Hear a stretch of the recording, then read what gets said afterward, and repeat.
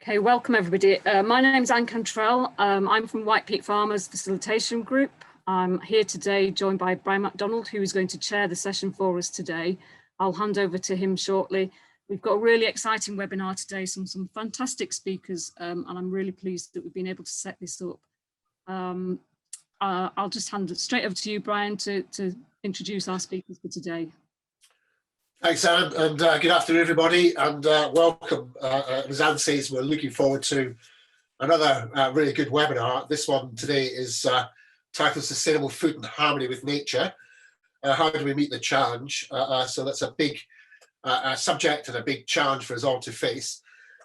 This is the sixth in the webinar series that has been set up by Anne and Liz, who you can see on the screen. It's called Networks for Nature, facilitating collaborative farming, which has been supported by the National Lottery Heritage Fund, the Southwest Peak Landscape Partnership, and all triggered by the White Peak Farmers Group that Anne has set up. That is one of the 136 groups that have been established through the Countryside Stewardship Facilitation Fund, and we're hoping more of them are realised over the coming months and years. But thanks very much to Anne and Liz for the energy and coordination and getting this all set up. So today, as Anne says, we've got an exciting subject to be addressed, and we have some excellent speakers who I'll introduce before we get going. But before I do that, I'll just give some housekeeping stuff. The format will be that each of the speakers will speak for up to 20 minutes, and they'll run in succession.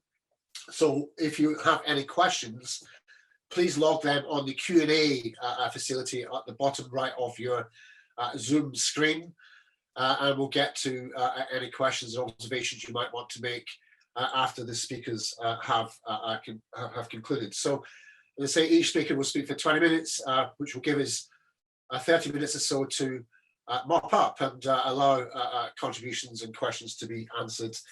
So we have today Dr. Helen Harwatt, who will be speaking first, who's a senior research fellow at the Chatham House Research Institute. She's features in energy, environment and resource programme, and particularly keen to explore the impacts of climate change on food security and biodiversity, and how we manage to reconcile all that, and how we do it both nationally and internationally too. So after Helen, we'll have Will Frazer, who's from the Food, Farming and Countryside Commission. He's a farmer who's got a farm in Northern Ireland, ex-Gloucestershire NFU, and various journalistic endeavours that he's been involved in over the years. And I think, Will, from reading your bio, I think the big one that jumped out for me is you cycled around the world some years ago. So that's a great thing to have. And last but not least, we have Patrick Holden, who's the Chief Executive of the Sustainable Food Trust, who will be our last speaker this afternoon. And hopefully Patrick will be able to get his car karaoke sorted out to join us and contribute to this afternoon's discussion. So it's an interesting time. It's hugely challenging. There's a variety of things we face, both from COVID, how we recover from that, the continuing sort of threats and fear from impending climate catastrophe, and then we have the variety of things affecting us, from policy changes resulting from Brexit, international trade deals, and a variety of other things too. But against those challenges, there's some huge opportunities and a variety of things afoot. Not least of which is how we use new schemes and agricultural and environmental activity to help address those challenges. And I, for one, am really much looking forward to seeing the latest report from the National Food Strategy, which should come out next week too. So a lot of things going on, lots of interest in both how we meet the challenges of farming, environmental protection, and some of the big ambitions coming through from the 25-year plan, and how we address climate change in the round. So it should be an interesting afternoon. So I'll shut up and hand over to Helen, who will be our first presenter today. So thank you.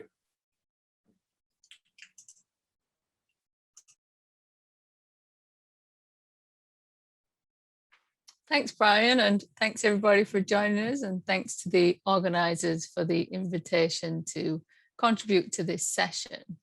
So I'm going to be covering this big question handed by the organisers about whether we need radical change in food production and consumption in order to tackle the climate emergency and biodiversity crisis. So I will give some background on both of those big issues.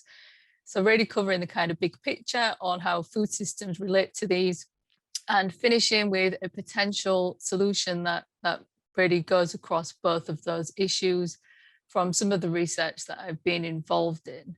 And just before we get into this, I just want to say that the content can be quite depressing in places. So definitely don't be surprised if you feel slightly depressed as we go through. You probably know a lot of this information anyway, but do bear with it because there is a much more positive ending, or at least there could be. So let's start off with climate change. And I just want to mention, first of all, that this is really not just an environmental issue. So the World Health Organization actually recognized climate change as the biggest threat to global health this century. So the background context is that the G20 currently accounts for really the bulk of up to around 80% of global greenhouse gas emissions. So there's certainly a relationship there with wealth and emissions. And there's also a relationship with temperature and the impacts of climate change. So currently temperature is already above 1 degree above pre-industrial levels and is already having a range of negative impacts according to the most recent assessment by the Intergovernmental Panel on Climate Change. That same report also showed that the impacts we might see at 1.5 degrees would be greater than they are at current temperatures, but not as bad as if we go up to 2 degrees of warming.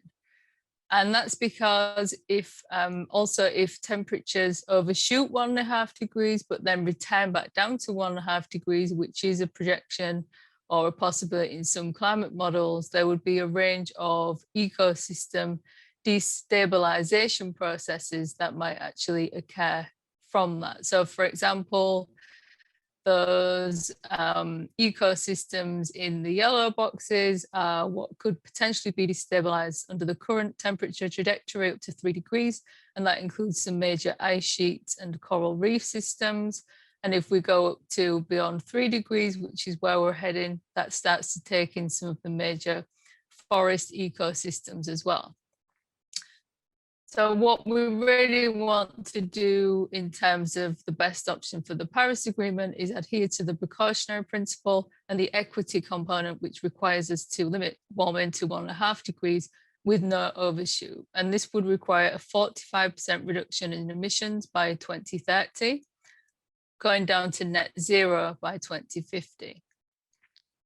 So currently pledges to the Paris Agreement actually would take us above 3 degrees of warming. So this is all global commitments combined. And the chances of meeting the Paris goals could actually be depleted in the next decade. So really the revised pledges to meet the Paris Agreement, which are due to be submitted by the end of this year, is the final opportunity to actually bring those emissions pledges in line with the Paris goals. So the current decade is absolutely crucial in terms of climate change mitigation. So countries must increase ambitions around 5-fold to meet the 1.5 degrees goal and around 3-fold for 2 degrees. We need global emissions to peak as soon as possible, followed by strong and rapid reductions before 2030, combined with enhanced longer-term commitments. And essentially, if we delay action now, we are putting ourselves at greater risk by basically depending on technologies that are currently unproven to remove emissions from the atmosphere at some later date. And it's actually impossible to meet those climate goals without tackling the food system as well. So currently the food system accounts for around 1/3 of all global greenhouse gas emissions, which on the current trajectory would roughly double by 2050. And a current analysis found that even if fossil fuel emissions were immediately halted, the current trends in global food systems emissions alone would prevent achievement of the 1.5 degree goal. And just to go into that in a little bit more detail, so some analysis that I published a couple of years ago, I found that under a kind of a business as usual projection, the livestock sector alone could use around half of the emissions budget consistent with the 1.5 degrees goal, and around 37% of the budget consistent with the 2 degrees goal by 2030. So technology can go some way towards reducing emissions from the livestock sector, but not nowhere near enough, and really reducing the production and consumption of animal products is unavoidable to meet those climate goals. And if we were to try and avoid doing that, it would essentially require other sectors to increase mitigation efforts beyond anything that is planned or realistic. And if we look at the emissions budget, so this is what we have left, basically aligning with 1.5 degrees. There is really, so that equates to less than 10 years of current emissions. And you can see there that there's really no wiggle room for any sector to not play their part in this. If we further take into account the need to remove massive amounts of emissions that are already in the atmosphere, in addition to reducing emissions on the ground, then this really emphasizes that point of all sectors needing transformative change. So just to go into that carbon dioxide removal component a little bit more, this is essential for limiting to 1.5 degrees and likely for the 2 degrees goal as well. All options that are currently being considered require large areas of land. And in addition, there are numerous challenges with some of the high-tech options. So for example, bioenergy, carbon capture and storage, which is one of the main options being considered in climate change mitigation models. So this is essentially growing crops, transporting them to power stations, burning the crops, and capturing those emissions before the release to the atmosphere, and burying them underground in disused or empty geological formations. So as you imagine, this is currently unproven at scale. There are many challenges with that technology, including the massive amounts of land that would be required to grow those bioenergy crops as well. So really the only option that we currently have that can be deployed immediately at the scale required is essentially to restore native ecosystem or vegetation on land where it's been removed. And of course, that option itself does require land. So we have to look at land use again, and this is where agriculture comes back into the picture. So for example, here you can see that agriculture currently accounts for around half of all our habitable land. By far the majority of that is used by the livestock sector, around 78%, in return for around 80% of global calorie supply and 37% of global protein supply. So we need radical action far beyond anything that's currently planned across all sectors, including food. So moving on to biodiversity loss, I'm going to mainly draw here from a report that we published in February this year. And what we found is that biodiversity loss is accelerating globally. The last round of global biodiversity targets were not met. We currently have around 25% of species at risk of extinction and a further 1 million more facing extinction within decades. So the key thing to know about biodiversity is that it's essential for a habitable planet. So not only do we rely on it for food and water and shelter, but actually in terms of regulating Earth's temperature and providing a habitable planet, currently we rely completely on natural systems, including oceans and forests, for example, which remove around 60% of the CO2 emissions and essentially create that habitable temperature. Food systems are the leading driver of biodiversity loss. We have over 1,000 species projected to lose at least 25% of their habitats by 2050, which puts them at greater risk of extinction. And a recent analysis found that under a sort of business as usual meat production and consumption scenario, this would accelerate habitat loss, the most threatening over 17,000 species. So just to run through some of the ways that the food system impacts biodiversity, the obvious one is habitat loss and land clearance, which again links back to climate change being a big contributor to the loss of natural carbon sinks historically as well. There's also chemical pollution through fertilizers and pesticides and manures applied to land, working their way into waterways and resulting in eutrophication and dead zones. For example, we have monocultures, an abundance of monocultures, which themselves limit the potential for diversity of species in terms of habitats and food availability. We also have the direct killing of animals. So for example, to remove potential predators such as wolves, or in cases where there is a suspected link with disease such as badgers in the UK. And of course, we've already seen that food systems make a major contribution to climate change, which itself has a range of adverse impacts on wildlife, being, for example, loss of habitat, forcing wildlife to move to new areas and compete for food and water. And then also the direct impacts such as wildfires, for example. So across all of these impacts, animal agriculture has the biggest burden in return for, as we've seen, relatively little contribution to the food system overall. So moving on to the solutions, I hope you made it through this far. So how can we start to address climate change and biodiversity through food system transformation? So we identified in that report 3 key elements of food, land, and farming.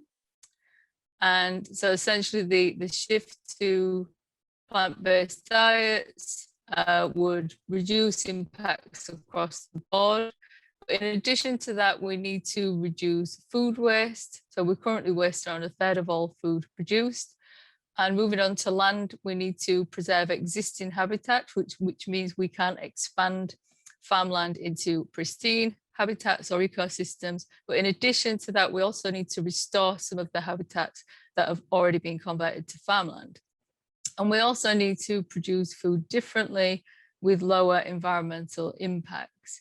And what we eat in terms of the demand for land really determines what we could actually do with those final 2 options, because that is really what is determining the amount of land that would be freed up, for example, by shifting along the plant-based trajectory, freeing up land and taking pressure off land. So there's less need to convert, and actually freeing up land to restore lost habitats and allowing for more extensive farming techniques. So I'll just finish here with an example that I was involved in. So here we looked at the potential for restoring some of those lost habitats on land currently used by agriculture. And in the first scenario, we looked at how much, what the current carbon opportunity cost of animal agriculture is. So essentially the cost of, or what that land is basically not allowing in terms of carbon sequestration under its current use, and what it could actually be used for instead. And in the second scenario, we looked at 3 different dietary patterns going forward to 2050. So business as usual, the Eat Lancet, which is around a 70% meat reduction to current, or a full plant-based vegan scenario. So just to quickly run through the methodology, we essentially used existing data from the literature for this entire analysis. And the first step was to spatially map agricultural production. So we used yields for about 175 agricultural products. We use the FAO's definition of permanent pasture, which is essentially land used mostly for grazing for 5 years for more than 100 days per year. So this certainly doesn't include all land used for grazing or by animal agriculture. And in the second step, we basically configured crop production to food and feed allocations using human edible crops and those crops exclusively for animal feed. And then in the third step, we calculated the carbon content of essentially abandoning the current land use and allowing that to sort of the vegetation to naturally regrow. And we took the average carbon content from 6 global data sets, assuming a 30-year time period for those full carbon sequestration benefits to be delivered. And the analysis that we did is the sequestration in addition to what is already contained in that land. And it's worth pointing out here that we model deep transformations to agriculture, so a radical departure from business as usual. And this is certainly not something that any governments are currently looking at, as far as I'm aware, and isn't even what the kind of advisory bodies such as the UK's Committee on Climate Change are looking at either. So certainly much more in the realm of maximum, if we do everything, if we go all in, this is essentially what could be delivered from that scenario. So this is what that looks like globally. So this is the current carbon opportunity cost of animal agriculture, or if you think of it the other way, this is the carbon that could actually be sequestered if this land was abandoned and returned to its native vegetation cover, which in this scenario was either grassland or forest. And you can see the darkest bits here just represent the most dense carbon sequestration amounts. So we looked at this by country income as well, which I actually found the most interesting of the analysis, because what it showed is that around 70% of all of that carbon sequestration potential occurs in high and upper middle income countries, which links back to the wealth and emissions correlation that we saw at the beginning of the presentation. So there's certainly huge amounts of potential for these kind of restorative scenarios in high income countries.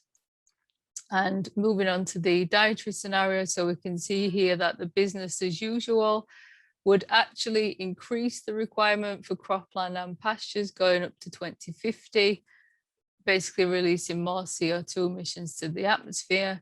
The Eat Lancet diet scenario could remove the equivalent of around 9 years worth of current global CO2 emissions from the atmosphere up to 2050.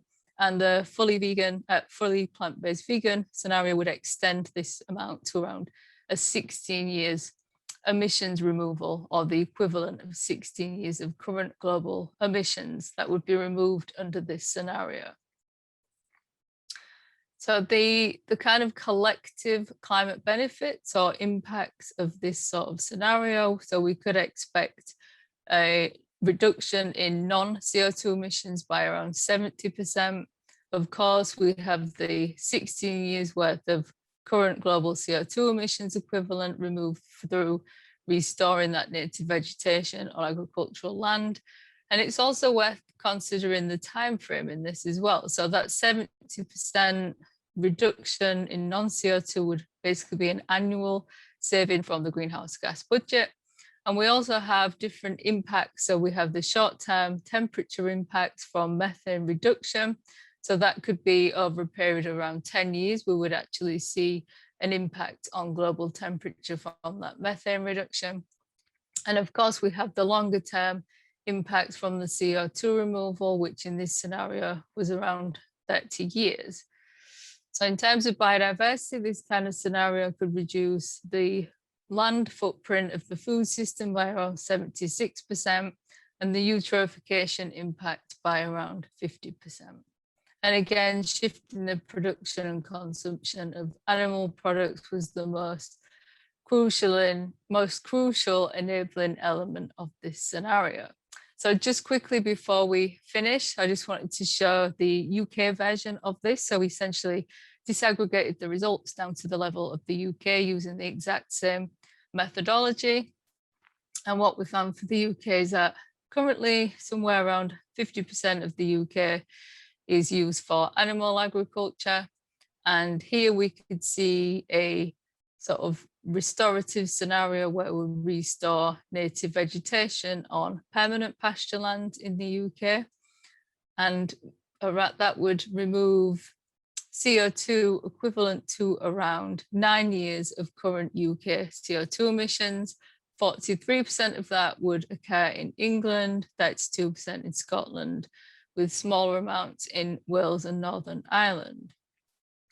So that kind of scenario would essentially leave all of the cropland, which you can see here in the red and orange colours, and it does look like there isn't any cropland in the other countries. So I've just put the numbers up there so you can see there are plenty of square kilometres of cropland in the other countries as well. So essentially the option here would be to convert the component of the cropland that's currently used to grow animal feed crops to food production, so human edible food production instead. So there are a range of potential co-benefits from such a scenario. So if we were to repurpose feed cropland, that could help to address the low consumption of fruits and vegetables in the UK. It could help to meet the increasing demand for plant-based foods and provide new food production opportunities for farmers. And on the sort of rewilding, reforesting, restorative aspect, we could basically reduce greenhouse gas emissions, including the non-CO2, reduce nutrient pollution, including eutrophication, improve flood defenses and water filtration, and also provide new habitats for wildlife to help address those biodiversity issues as well. So overall, there are a range of different opportunities for farmers and landowners and recreation for the public in this kind of scenario. So just to finish with, I think we didn't have time to go into this, but there's a really interesting emerging literature on the benefits of spending, the kind of well-being benefits of spending more time in nature, which I think are really important to consider in this sort of restorative scenario. And just to wrap up, really just to say that both of these issues are absolutely urgent and need addressing immediately, and food systems play an absolutely crucial role in tackling both of them. Thanks very much for listening. All of the reports that I've been involved in that I mentioned are available publicly, and I will put those links in the chat for anybody interested. And thanks again for listening. Thank you, Helen, and yeah, well done.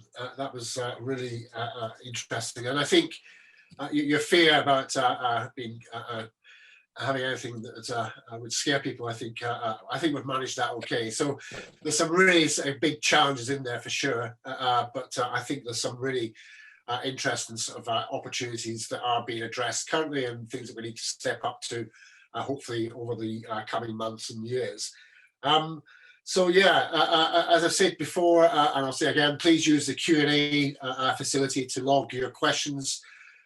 Anything that Helen's provoked that you might want to ask for further information or whatever, please log that on the Q&A, and we'll come back to that at the end of the presentations.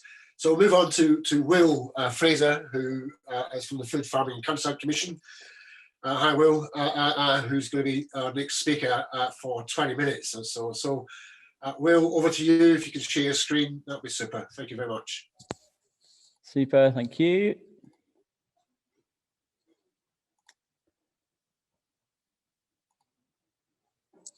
Excellent. Good afternoon, everyone. Is that all working, Brian? Or... Yeah, that's lovely, Will. Thank you. Cool, thank you.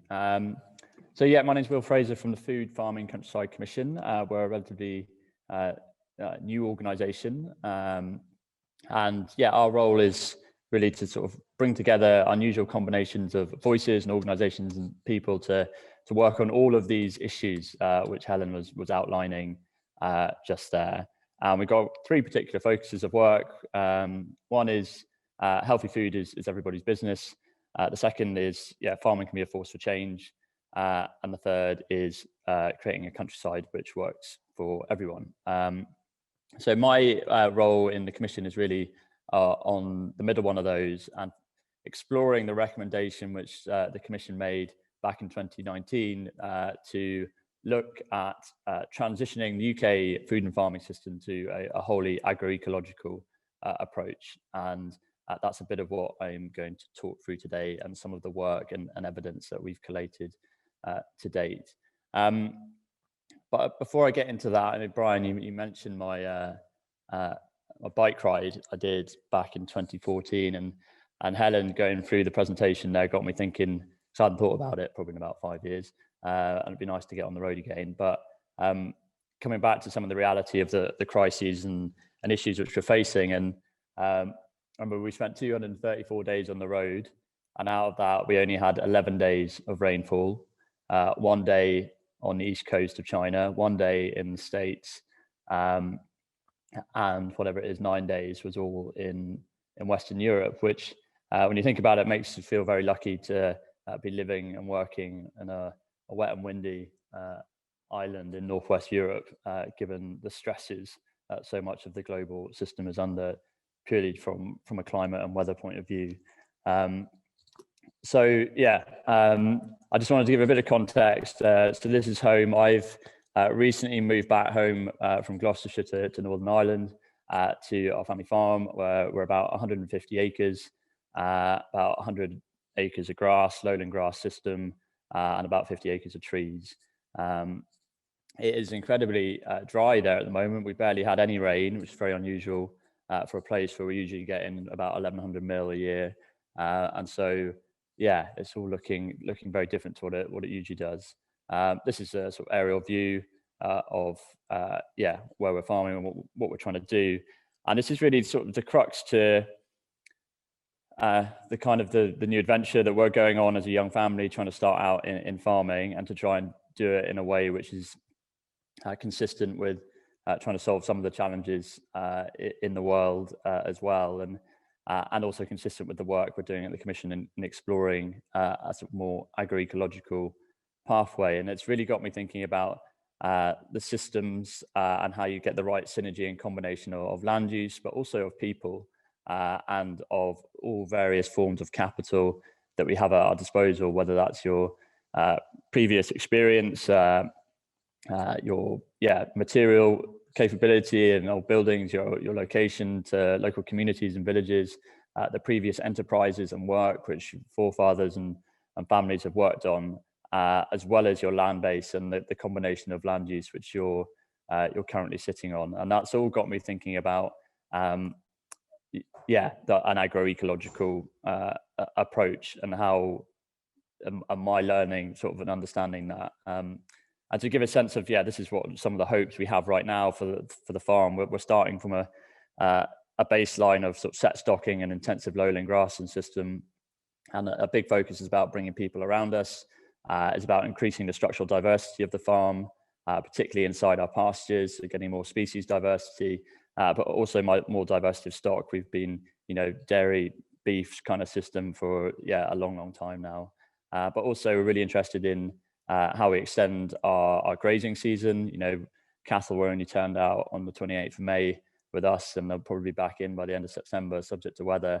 And we really need to figure out how we can keep them outdoor longer on our pasture and on our ground, which is, to be fair, heavy clay, but we feel there's ways which we can achieve that.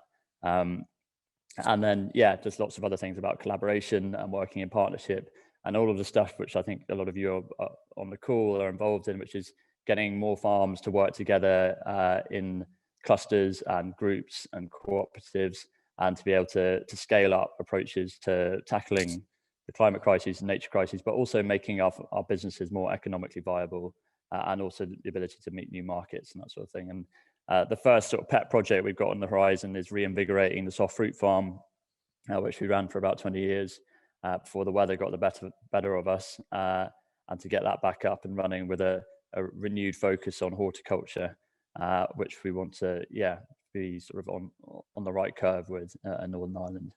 Now, I wasn't meant to talk about any of that, but I hope that was some useful context in terms of where we're coming from and understanding more of the bigger picture issues, which we'll go into. So this is my best sort of interpretation of how I'm sort of understanding when the Commission is talking about agroecology, what we're talking about. And I guess sometimes it feels like it gets siphoned into a box as to this is a certain type of a farming system only, whether equivalent to organic or whatever it might be. Whereas I think that the learning we've got is really it's just a way of viewing the whole food system and its design and all its intersecting parts and the relationships between them. And that's really where we're coming from as a Commission in terms of our understanding and the way we'd like to talk about agroecology. It's about viewing that whole ecosystem and how we get it to work better together and be more than the sum of its parts. And it's stimulated really by a bit of work we commissioned during last year with the French think tank IDRI to model what a fully agroecological food and farming system would look like in the UK. And the big thing that we learned through that process with the excellent team at IDRI was really that everything is linked to everything else. And I know this quote gets butchered in various different ways, and this might not be the exact right version of it. But that's what the model was basically trying to show and demonstrate. So yeah, we launched our sort of initial version of this back in January, and we're sort of working away getting it to full publication, hopefully within the next month or so. But I plan to spend the next few minutes just going through kind of what we've learned to date and giving a rough sort of concept of what it's telling us. So the rough concept for the model is really how do you design a much more diverse farming system in terms of land use. And we're really looking in terms of the framework for the model is sort of on the right hand side. How do we move from our land use being lots of intensive blocks to a much more mosaic diverse approach to land use and cropping and food production. So that's roughly what we're aiming for, and also within it all the other measures that are consistent with an agroecological approach.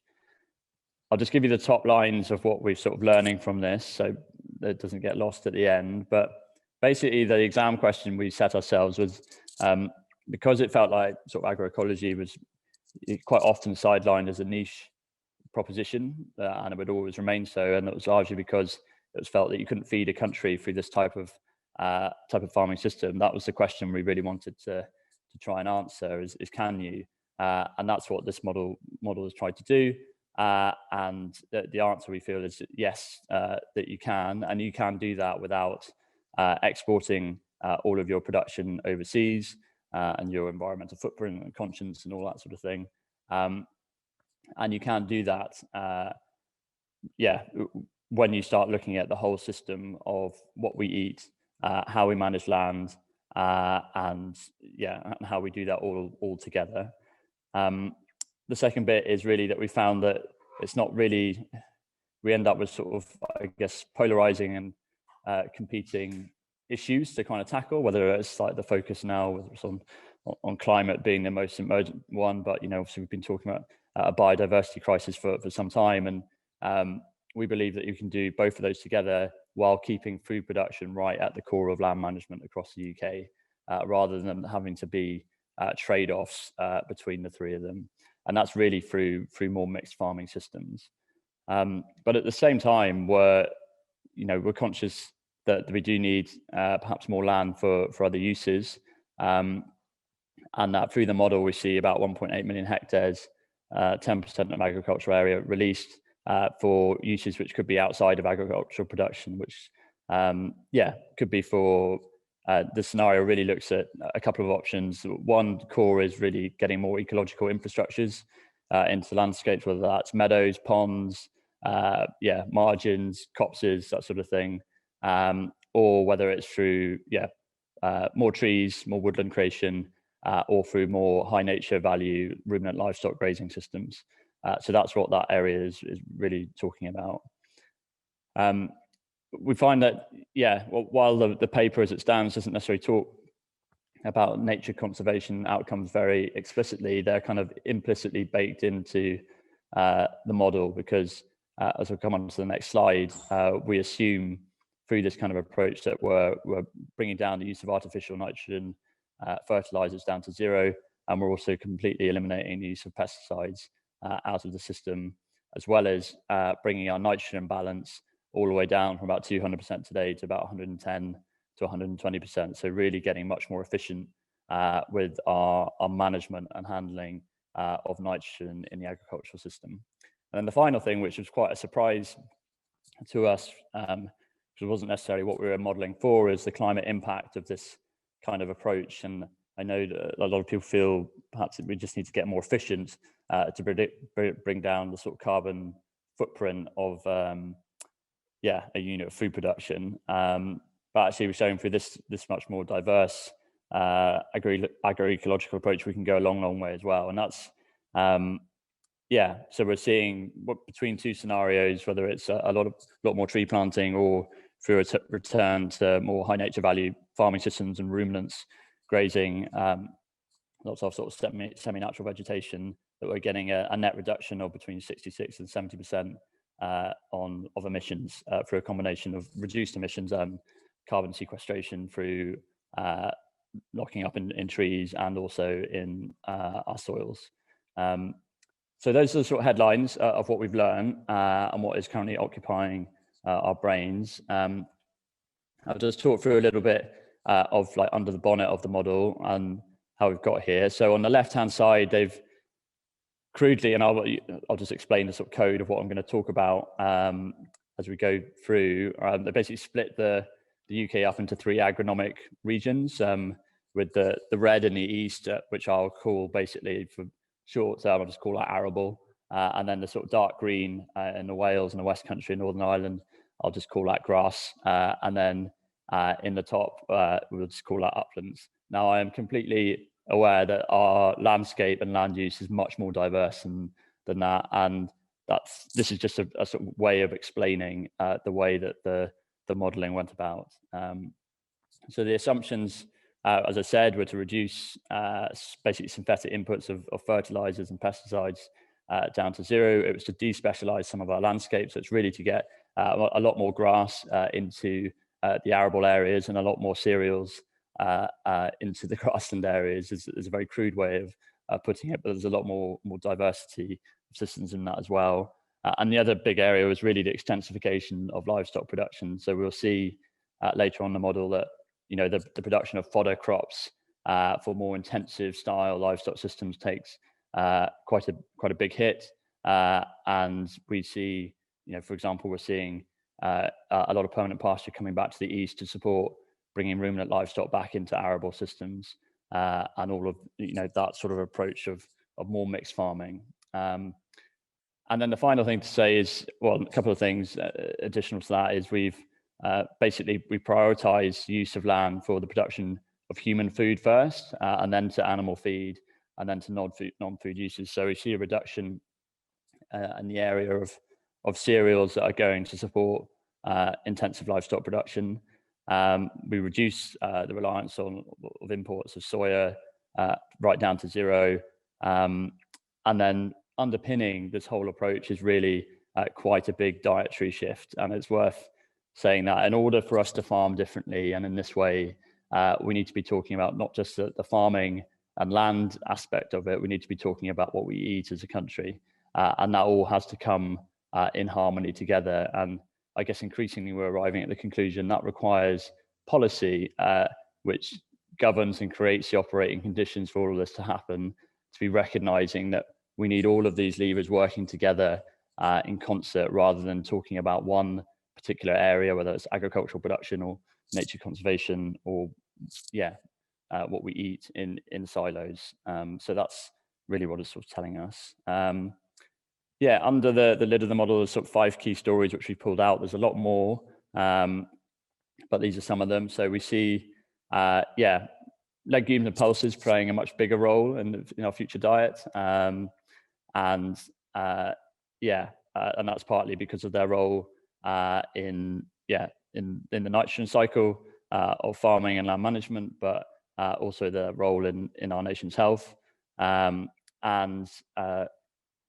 For example, we see, which is perhaps unusual for this sort of approach, we see a really strong role for extensive pasture-based beef production in the UK. And so while there's a drop of consumption, actually production remains relatively static. Nature is a big story. So we double the amount of basically fallow land as it's categorized from 300,000 hectares today to 600,000 hectares in 2050. And we release a lot of land for alternative uses, about 1.2 million hectares. And we also get a much more diverse use in terms of our cropping and grassland systems, with more trees integrated to that, with 1.4 million hectares of agroforestry systems is sort of baked into the model.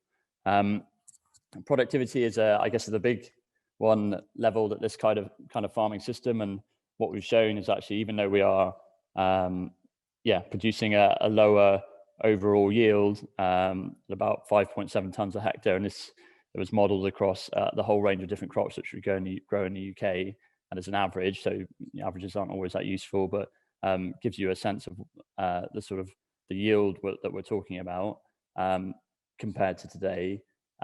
We feel that's fairly resilient, and also that's all been modeled against a future climate scenario in 2050, which sees certain parts struggling, obviously due to more extreme weather and drought and moisture availability and that sort of thing. So I've talked about the carbon and climate impact already, and then, as I said, we see like an important role for extensive ruminant livestock production, largely, to my opening point about our position as a wet and windy island in northwest Europe, and our ability to grow really good amounts of grass compared to other places. So I've said a lot of this already, but to do all of this, we need to get really serious about talking about what we eat. And I'm really looking forward to hearing what the National Food Strategy comes out with next week. But it's not all beholden on that. I think there's an awful lot for us to be doing within agriculture and within local communities to be thinking about this area, because we can't carry on ignoring our basic patterns of consumption, expecting the kind of methods and units of production down the food chain to change without that whole market shifting in sync with us. So that underpins this whole kind of modeling approach. This is kind of what we end up with, which is much less inputs coming into the system in 2050, making use of more virtuous cycles and more ecological systems and how they all intersect together, and with a reduction of climate impact, and really not too much of a hit in terms of the overall trade balance which we end up with, which I've pointed to here. And in fact, a lot of people level this criticism at this kind of approach that we'll end up importing all of our food, but if we're serious about what we eat and the calories that we need to eat, then, and if you do the balance, this is roughly what you end up with on the right hand side. So we actually end up with being a net exporter of beef, and indeed actually of pig meat, it's pointing to, and our overall food sort of supply and trade balance remains relatively positive compared to where our baseline is in 2017. Brian, do I need to finish? Yeah, I've been sending out messages in the chat, but you've obviously not received them. Yeah, if you can finish up, please, Will, that'd be super. Okay, yeah. So coming back to the original point, it's all about how we despecialize our sort of land use, and it comes across those three different categories that I explained earlier, and this is roughly what it would look like if you look at the UK as a whole. We see a shift from in certain parts of the country to more grassland playing more of a prominent role, and in certain parts of the country more cropping and cereals, and particularly we see expanded area for legumes, and also more trees, obviously, and also more permanent cropping, fruit and veg and that sort of thing. But there's some nice charts to display that, but I will stop now because I do not want to get in the way of what Patrick has to say. Thank you. Yeah, lovely. Thank you very much, Will. Loads of food for thought in that, and loads of sort of detail that hopefully people can pick up if they're not able to absorb all now. So we will be sharing the presentations after today's event. And as I've just seen, and you've just seen, there's plenty of detail in Will's slides. There's a couple of interesting things obviously in there that jumped out, and one bit for me was the recognition that a mosaic approach to actually sort of farm management and sort of land use is critical, and that's very much mirrored with the biodiversity story as well, where we get more biodiversity from sort of a mosaic of habitats rather than having monocultures and big blocks of the same stuff generally. But as I say, there's plenty of time for questions and answers, so please keep firing your questions into the Q&A box, and we'll move on to our next and final speaker this afternoon. So I'd just like to welcome Patrick Holden, the Chief Exec of the Sustainable Food Trust. Patrick's got a fantastic CV, probably regarded as a father of sort of agroecological sort of approaches and organic farming in this country and internationally too. So it's a great pleasure to have you here today, Patrick. Hopefully you'll be able to sort of fix the technology to let us see and hear you and get your contribution. But just to sort of perhaps give a bit of commonality, I picked up that you were inspired by your trips to the Hebrides as a kid, something we've both got in common, and probably like me also sort of getting back to the land from the sort of the 60s approach was one of the big inspirations for me too. So without any further ado, Patrick, over to you. You get 20 minutes and then we'll come back to questions and answers. Okay, well, can you hear me okay? Oh, good. Well, I'm really sorry. Thank you for that introduction. I am a Londoner who got back to the land, and in fact, I'm en route to my farm, which will be the host farm of the Specialist Cheesemakers Association annual general meeting and weekend, which is taking place at Holden Farm Dairy, where we make cheese from the milk of our Ayrshire cows. And I'm stuck in a lay-by just by the M4, and hopefully you can hear me okay. I'm sorry about the roar of the cars going past. Will, I thought your presentation was really excellent, and I'm an admirer of the Food and Farming Countryside Commission's work. And I think your report on the agroecological imposition of a farming system which respects agroecological principles is an important contribution to this discussion. But what I want to do, with huge respect to Helen, who I thought gave a really brilliant presentation, is to highlight the extreme differences between the two perspectives that have been shared. Broadly, you could say that Helen's presentation was a land sparing presentation, and Will's was a land sharing presentation. And I know that's a bit of a polarization of the two ends of the argument, but I think it's important to understand the incredible difference between the two.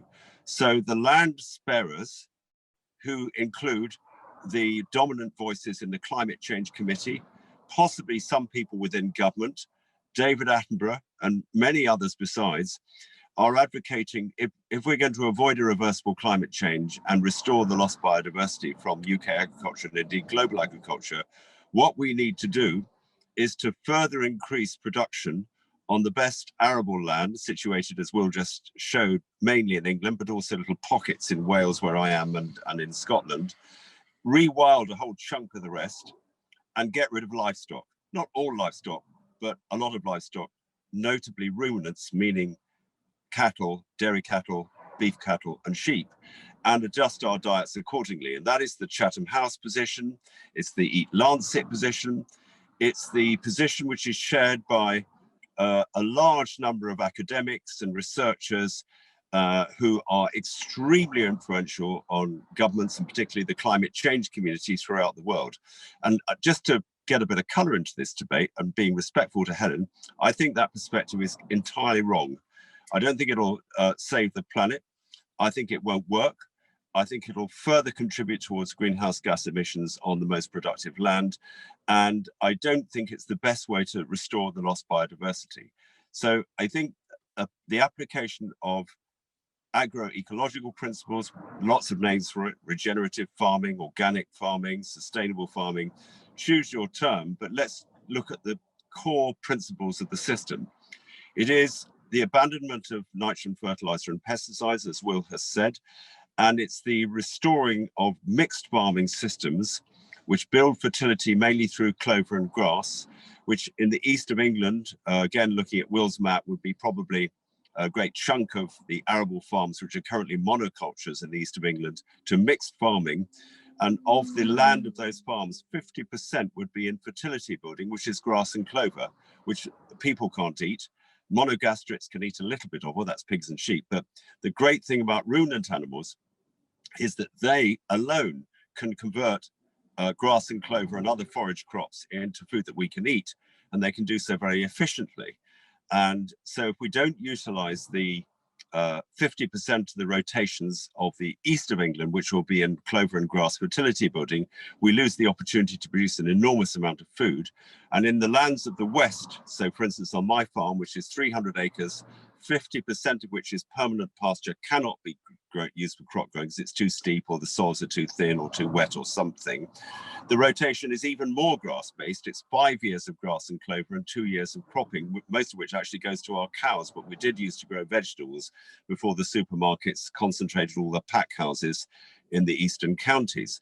So if you apply agroecological, sustainable, regenerative systems across the UK, you get a very different food output to what we've got at the moment.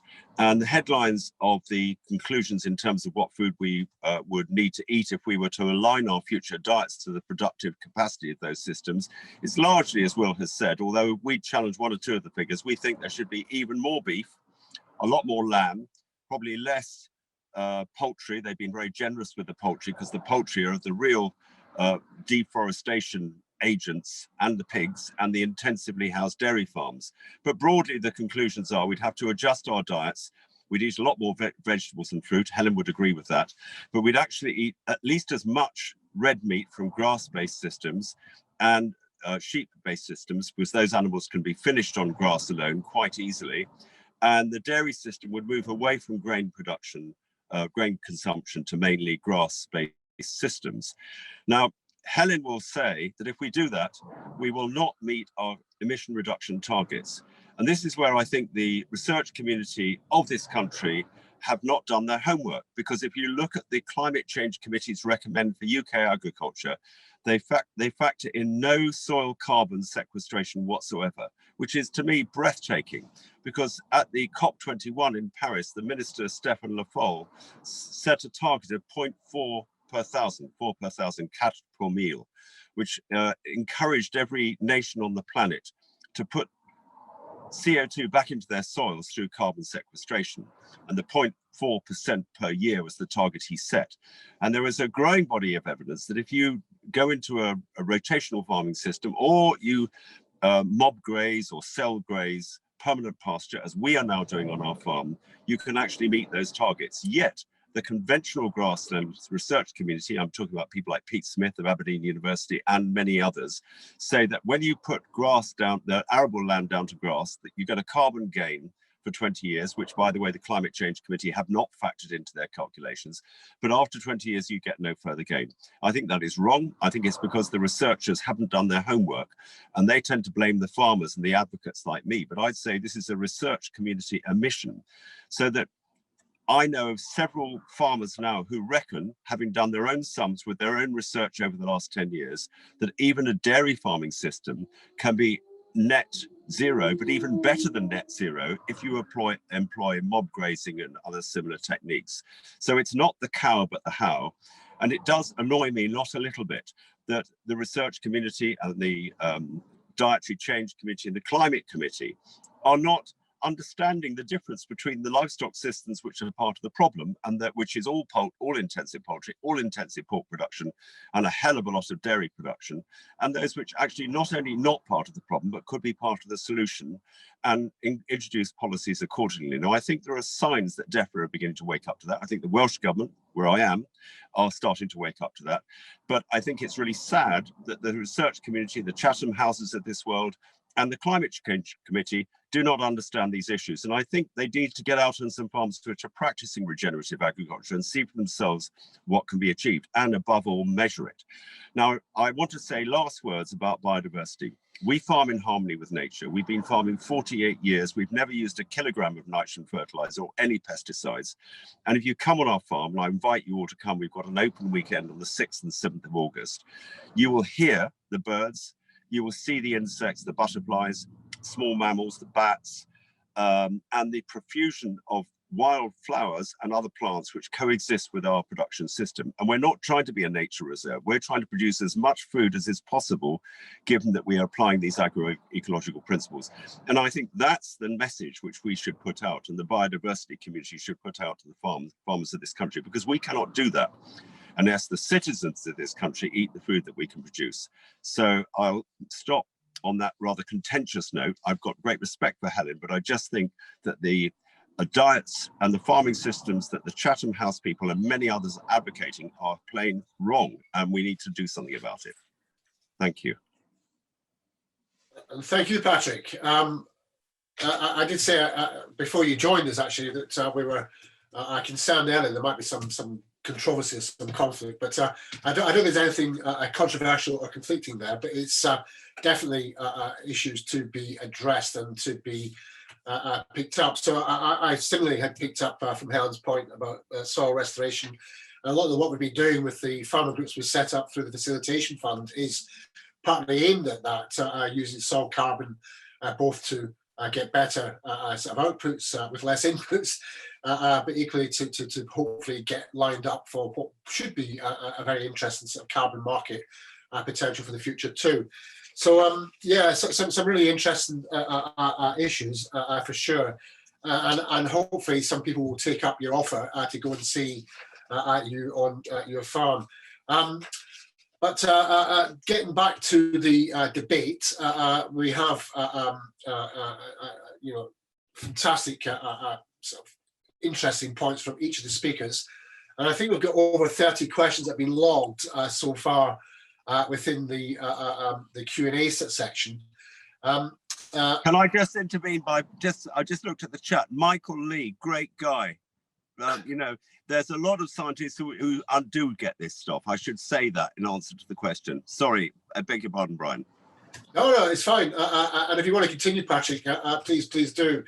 But what the format we've run before with this is just to get Anne to pick out any themes that have emerged or any particular questions that are particularly relevant to individual speakers. So Anne, if I can hand over to you for picking up anything that's popped up in the chat that we can use to continue the chat, would be good. Okay, over to you. Yeah, thanks, Brian.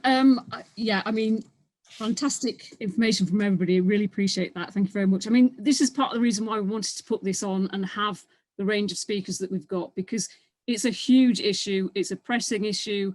There's some urgency around it. And we do have some, you know, polar opinions in some ways. So thank you very much, Patrick, for your discussion, your views. Helen, I think it's only just fair to come to you because there were a lot of points there. So I will come to some of the questions that people have asked, but some of them actually are picking up some of the themes that Patrick's talked about and some of the issues that Will's also talked about. But I think it's only fair to give you the opportunity to come back, Helen, if you want to say anything about some of the points that Patrick's made in the first instance. Yeah, sure. Thank you. And yeah, I thought maybe it's really interesting to see everybody's presentations. And like you said, we did know ahead of this that there was going to be some conflicts between different sectors. So I personally, coming from the research perspective and not an industry or practitioner perspective, so I think that's a really important point to just make right off. And in terms of Chatham House position, I can say that Chatham House doesn't have a position. It's just the authors who publish the research. So it's certainly not an institutional position, just to clarify that for anyone who was curious. Our scenarios, again, as I mentioned, looked at the kind of maximum potential from a land use perspective. So we're looking at here, how can we sort of optimize our land use to give us the best chance, basically, of avoiding reaching those temperature tipping points, which I explained we really go into quite dangerous and risky territory. If we go even up to 1.5 degrees, the impacts will be worse than they are now. So with that in mind, we look at these, what are potentially perceived as extreme scenarios for land use.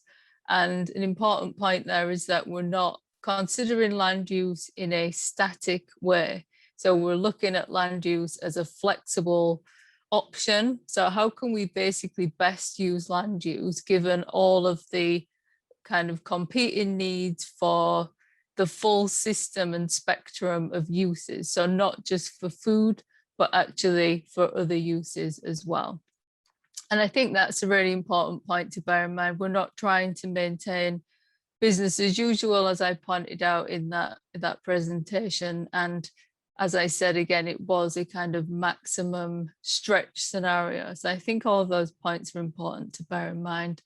And in terms of the cropland, there would still be plenty of cropland available to feed everybody, including population growth up to 2050 with a healthy kind of nutritious diet according to dietary guidelines up to 2050. So there's certainly no kind of compromise in terms of food production. There would still be enough land available under those scenarios.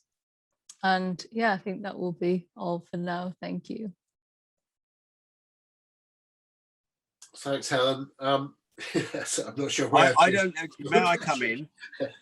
I don't think, Helen, with respect, I don't think you've addressed my key challenges, which, you know, sustainable intensification, which I regard as an oxymoron if you're using chemicals, actually is not going to produce good quality nutritional food. It may be technically possible with a bit of luck, even though the soil fertility levels are now very low in the eastern counties. If you use enough fertilizer, chemical fertilizers and pesticides to feed people off a small area of high quality agricultural land, but it won't make healthy food.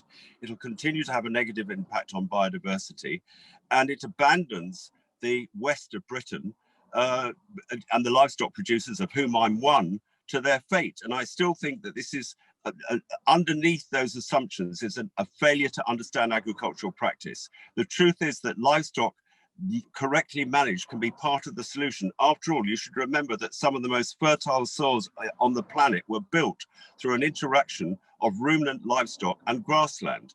And you'll know that the Miles Allen GWP star recalculation on the methane emissions from livestock found that the FAO in their Livestock's Long Shadow report of 2008 very significantly exaggerated the climate change impact of ruminant animals.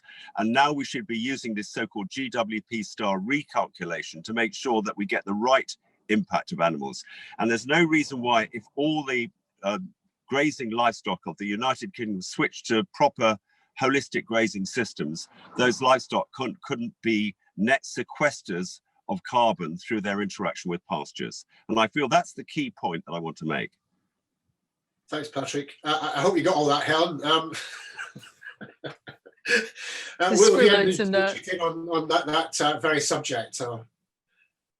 Yeah, just on the methane point, I mean, whichever way you sort of measure it, it's still a problem. It doesn't negate the fact that it has a warming impact on the planet. And if we do reduce methane emissions, then it would actually have a substantial impact on temperature over the next 10 years. So it's actually a really key greenhouse gas to focus on. And the UN have just released their methane assessment report about 2 weeks ago, which shows that we need massive reductions in methane over the next 10 years to align with climate goals. So certainly not something to be ignored.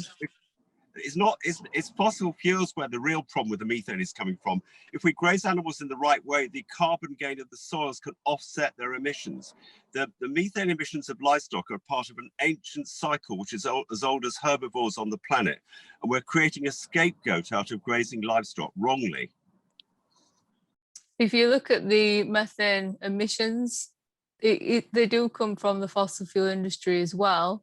And of course, we need to address all sectors, not just food. I made that clear in my presentation that it's about transformation across all sectors, including energy. So we basically can't just leave energy to do business as usual and just address food. We need to do both. And that means addressing methane emissions from both sectors as well. Good stuff. Thanks. I mean, obviously, this is where the contention lies, and probably a really good illustration of how we have got to sort of get together to resolve these issues and challenges. And it's a bit similar to the expected detail in the National Food Strategy next week. It's like flagging up possibly the need to have a national land use strategy too, that allows us to have some way to try to manage our way through this. But there are other questions and there are other points that have been raised, and I think this is a corking debate to continue. But for now, I think if we can move into some of the other questions that have been raised, and we can use the 20, just under the 20 minutes we've got left for this afternoon. So what have we got? Yeah, absolutely. Well, I mean, there's a really interesting question, I think, that applies to everybody here about how do we actually create this sort of step change in what we're trying to do? How do we make it? It was directed to Will, actually, but I think it's applicable to everybody. How do we make this transformation actually happen? What's the driver behind it? So you've got some different views on what we should be doing and how we should be farming and how we should be using our land and what we should be eating. But actually, what joins you all up is that there is a need to change what we're doing. How do we actually drive that change? I'll come to you first, Will, since you've not spoken yet. Oh, super, thanks. Keeping well out of that debate. I mean, my view on all this, just coming back to some of the points, you know, we sat down and did this modelling and did a lot of work and interpretation and sort of sussing it out. But I was like, sort of leaving people out of the equation quite a lot of the time, and I just feel that's like entirely wrong. And I think all of the people who work on this call with farmer groups and clusters, the job now is to be having these debates and discussions in those groups and in those communities so that people can make sense of it within their own context. And I think someone put a point in about we always end up, and I guess it's probably a product of just the world we live in when everything is so blooming uncertain and there's just like a catalogue of different challenges to deal with, and there is no clear pathway in particular out of it due to all of the short-term versus long-term trade-offs. And I think that's where we end up with quite polarizing debates and opinions and stuff which attracts headlines and winds people up and all of that sort of thing. And I think, you know, somewhere in the short term it's going to be in the middle ground, but we do need to do the work in preparing the middle ground. And that's, you know, our view from the Commission, that like agroecology and these sort of approaches were for far too long just been confined as a niche sort of marginal like thought process and enterprise, and it was completely dominated by the sort of intensification, produce more with less and more efficient, and that sort of approach. And so what we need to do is create a much more balanced pathway, a broader set of solutions. And I think we just need to get off this bandwagon of looking for the next silver bullet, the next generic solution, which is going to solve all of the problems, because every farm in every place and every bit of land and every community is completely different back catalogue of stories and issues and skills and resources to work with. And that's what we wanted to do. So after we published the modelling in January, we pulled together a set of inquiry sessions like this called our Roots to Action workshops, and we had 900 odd people. I'm sure there's some people on the call who came to that and brought some humanity, some interpretation of what this actually means in, you know, far-flung parts of whether it's Cumbria or Northwest Scotland or Northern Ireland, and actually start interpreting this in their place and in their communities and within their own particular context. So I think bringing people into discussion on some of the evidence and research that is being discussed here and making it much more open and for people to be able to apply it within their own context rather than waiting for a silver bullet solution to come around and sort all the issues for them is really important. So I know it's really bland, but we've got to start talking about this more and have these debates. And crucially, we need to be much more inclusive with who's in them. I'll stop waffling. Thanks, Will. Sorry, if I could just follow up on that, because one of the things that you referenced in your talk was the French research, or the French researchers who are using. And one of the things I've noticed that we don't have here, but they have in France, is a sort of an infrastructure to support that diversity of different types of producers, like the biofarm and the cooperative models they have. Mm-hmm. Would it be the case that here, if we had some of that infrastructure available, it would help to encourage that sort of more mixed, sort of bigger, smaller scale, better mosaic approach, and help people to diversify? I completely agree. Every bit of time I spend on this subject and talking to people about it, it all comes back to, with greater collaboration between farms, within landscapes, up and down supply chains, we can sort a lot of this stuff out.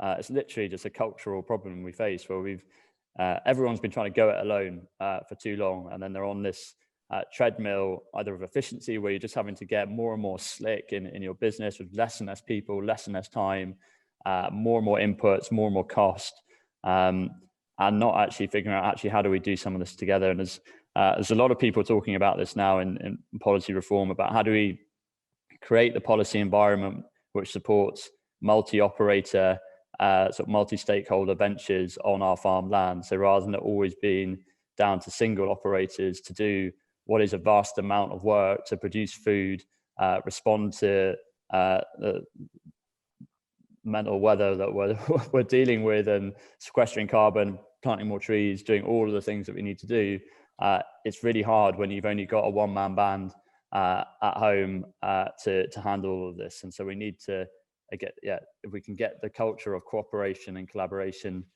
flying a bit harder. And I think the facilitation funds, the farmer clusters, the informal networks which already exist in the UK, whether PFLA or various others, BASE, are all sharing huge amounts of knowledge and information now across farming groups and landscapes.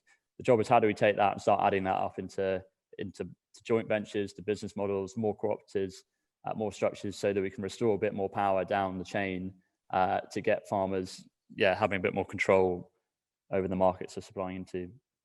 Thanks, Will.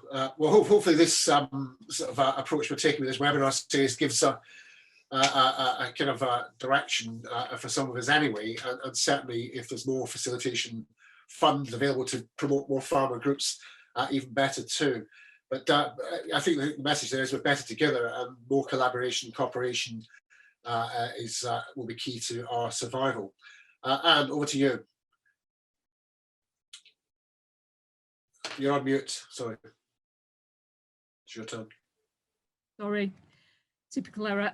I'll come to you, Helen, if you don't mind, with the same question. What do you think we can do to effect that change that we really need? And not just thinking about farmers and their food production methods, but actually the consumer as well. Is it a case that we need to educate consumers into what they're eating and thinking about where their food comes from? Yeah, thanks, Anne. I mean, it's a great question, isn't it? And there isn't one solution. It's definitely action across the board that's needed. And educating consumers is certainly one prong of that. But it's really not, if we just do that, if we just focus on consumers, which is what government policy is tending towards, looking at shifting diet trends and using that as a kind of guide for the climate change impact that we might expect to come from that. But if we just rely on consumer demand to change, that doesn't change necessarily the production end of the spectrum, which is where we really need to see shifts as well. So if we just focus on consumers, at some point we're going to get to a point where we run into supply issues to actually supply those changing demands. And we also don't address the impacts of the production side of things. So we definitely need interventions across the entire food system. So this isn't just a production issue, it's not just a consumer issue, it's not just a sort of trade supply issue, it really needs to be addressed across the entire system. Thanks, Helen. Okay, thanks, Helen. Patrick, do you want to come in on that as well? Well, I agree with Helen. I think it is not one size fits all. We need to make sure that regenerative and agroecological farming becomes profitable, because it's only marginally profitable at the moment. We do need to change policy to achieve that. We need to apply the polluter pays principle through regulation and taxes, but we also need carrots. We need the post-Brexit farm subsidies to be redirected so that they are targeted at paying farmers for delivering public goods such as increased soil carbon and biodiversity. And we need a massive public awareness building campaign so that they learn to be able to differentiate between the plants and the animals, which are part of the problem. So I'm thinking palm oil, genetically modified soy, plants which are grown intensively, and the plants which are part of the solution, and the same with livestock. So that's a big challenge, but we can do it. Stuff. Thanks, Patrick. I'm going to move on to a question here about agroforestry, and again take your views on agroforestry and how you think it will work for biodiversity, how it may work for food production. What are the sort of benefits of agroforestry? Because it's not something I think really that's being dealt with very well. Helen, you've got a model that suggests that we should do a lot of tree planting in order to combat climate change. Agroecology, agroforestry, there's a definite connection there. So I just really want to pose that to you. What do you think? How do you think that will fit within our food systems, and what are the benefits associated with doing that? If I go to Helen first. Yeah, sure. Just quickly, because I'd like to hear the other views as well. We didn't actually assume tree planting, just to clarify that. We assumed a natural restoration, but there is potential to include some fruit trees in that if we were to look at a tree planting scenario. And that's something that actually comes up quite often when I present this work. What about fruit trees in that? So I think it's really, if we think about fruit and nut, so we could grow lots of different types of those two types of food in the UK, for example. There's definitely a lot of potential, and that really needs to be researched and looked at in more detail. Thank you. Patrick, shall I jump to you? Yes, I think that there's a huge role for agroforestry, and might I put in a word for the humble hedge, because in a way, farmers have been practicing, especially in Wales, agroforestry for generations. The hedgerows have an important role, not just for biodiversity, but potentially for food crops, for animals, and potentially for people. And they used to be coppiced, and I think in the future we could coppice hedgerows and produce compost or wood chip, or maybe some energy from them. But I also think we can introduce strips of cheese down fields, whether they're fruit trees or nut trees, and I think that should definitely be part of the solution. I'm happy to say a bit on this, Anne. Yeah, we're really keen on this idea, particularly at home, just within our own context, to give like why trees inside fields, I guess, and which is pretty counter-cultural, certainly for my dad. Not so up for that at the moment, but we're in discussion. And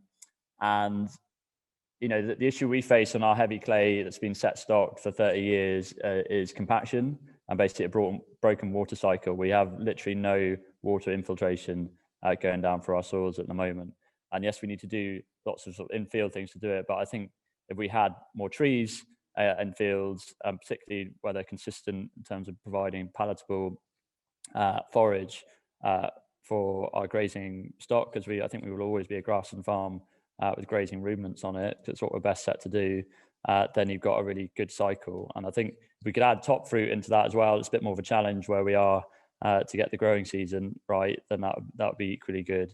But it's really, you know, we talked about multi-operator in terms of the personnel on land, but also multifunctional land use. And I just feel, you know, the challenge, ahead of me is how do we go from our income per acre or hectare or whatever it is on the farm at the moment to something which is greater than that in the future. That's our business growth challenge at home, and this seems like a key way to do it, mainly through a system which is more resilient through trees in it, but also being able to provide another additional output off the same area of land when we have a limited supply of it. So I think there's a huge role for this, and people are applying it in their own different systems in different ways already, like across the UK. I think Woodland Trust are pretty much sold out of trees for farms.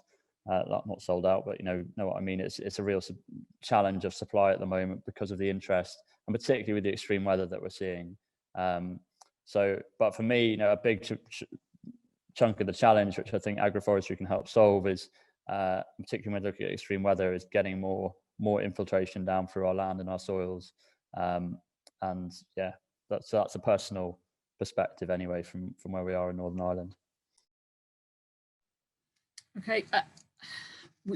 We've not got much time left, but and this could be quite a in-depth discussion, I suppose. There's a question here about post-Brexit UK, and are we likely to be able to produce our own food? How is that trade policy going to affect food? Are we just exporting some of our problems? And there's a lot in there, I appreciate that. So if you can try and be succinct in your answers, that would be appreciated. But it is around all of that. You know, is the UK in a position to be able to do this and to produce enough food, essentially? I'll go to you, Will. Can you say the question again? Sorry, I got distracted by a comment. Oh, sorry, I'm just asking around UK trade policy and post-Brexit and our ability within the UK. Are we just going to be exporting some of our problems? Mm-hmm. Are we able to produce food essentially within the UK? Fire away. I think the answer is yes, but slightly no, and slightly concerning at the moment with the way things are going. You know, in a similar way we were talking about, we can't just talk about this from a production farming point of view. We have to talk about the consumption and the whole chain together. Surrounding that is the huge umbrella issue of our trading policy with the rest of the world, and how we are able to transition to this type of system without just leading to import substitution coming in. And that's a huge political challenge, you know, given the complexity of the world and systems that we live in, and the trade-offs which need to be made. And I think that's where, in particular, we need to get more joined up as an industry in terms of our view on a consistent pathway forward, and how a supported trade policy would encourage that and allow that to happen and deliver all of the other multiple sort of co-benefits. So I think in order to achieve of what a lot of the model I was talking through in terms of a transition to that sort of agroecological food production, a lot of it could become really, really difficult if the trade environment is swinging completely the opposite way. And that's about politics, isn't it? And policy, and we need to find a way of influencing this. And I feel that this is, you know, how much time is spent in Westminster and in those circles talking about what we're talking today. So yeah, I'll leave it there. Yes, well, sorry, we've got probably 30 seconds max for each for Helen and Patrick to give us a quick reply. We need a new way of regulating global trade based on sustainability measurement. So we need a new language for assessing farm sustainability, a global metric for sustainability. And then we need an international trade agreement brokered at the COP26, where all nations on the planet agree that only food from regenerative and sustainable farming systems will be tariff-free in international trade, and food produced to lower standards would incur tariffs. And I'm going to go to the American Embassy to talk to Yael Lempert, who's in charge there at the moment, about the US-UK trade deal using those parameters. And I believe we can do this. Thanks, Patrick. So not only a national food strategy is needed, but an international one too. And similarly for an international land use strategy as well. Sounds good. Helen, last words to you. Yeah, thanks. Just on the UK food production part, in our UK analysis, we did look at the croplands and converting from feed crops to food crops. And if we did that, the cropland in the UK could actually provide enough food for everybody in the UK, which doesn't necessarily give us the optimum scenario, but it suggests that we do have enough food production capacity in the UK if we did come into that situation. Thanks, Helen. And I think from what I've read, we haven't been food secure since about 1830, so it's been a perennial problem, and it's looking like it's going to continue. Thanks, everybody. That's been really, really good, lovely content and sort of interesting discussion, and hopefully we've all learned something useful today too. I certainly have. And as I said at the start, this is, I think, the 7th in the series. We have our last a webinar on the 22nd of July, so we will be coming back for more, and details of that will follow. But just to say once again, thanks to the presenters for excellent contributions, and that all the questions that we'll be able to answer are on the recording, and for those that haven't been, we'll come back with answers to those that might have escaped today's discussion. So yeah, if that's it for today. Thank you very much, and hope to see you again. So thanks, everybody. Cheers. Thanks, everybody.